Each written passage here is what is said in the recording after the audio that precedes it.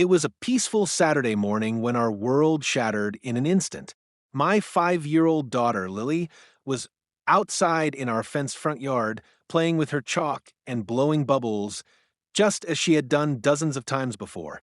I was only a few feet away on the porch, sipping coffee, never imagining that danger could come from across the street, from someone we had unfortunately grown used to dealing with.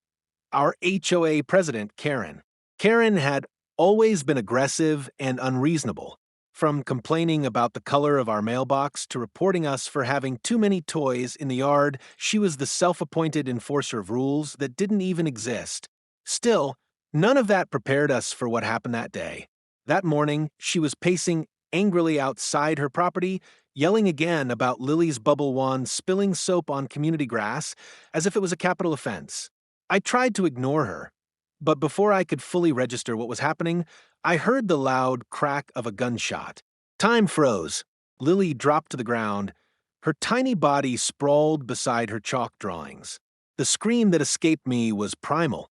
I rushed to her, hands trembling as I called 911, desperately trying to stop the bleeding. Karen stood there, unmoved, still clutching the handgun she had pulled from her waistband like it was a justified act. She didn't run. She didn't even flinch. She looked proud. The neighbors, drawn out by the noise, stood in stunned silence. Some screamed. Others began recording.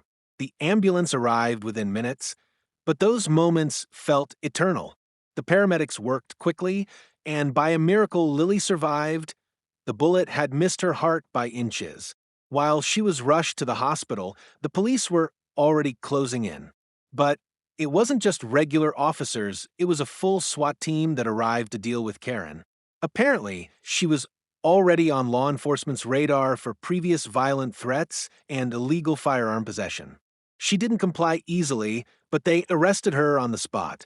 The entire neighborhood watched as Karen was dragged out in cuffs, still ranting about how the rules must be followed. It was horrifying to see how far someone could go over petty grievances. The HOA board immediately removed her, and criminal charges are now pending. Our family is focused on Lily's recovery, both physical and emotional. Though the scar may never fully heal, justice is finally being served. We learned that sometimes the biggest threats don't come from strangers, they come from the people who believe they have power over others.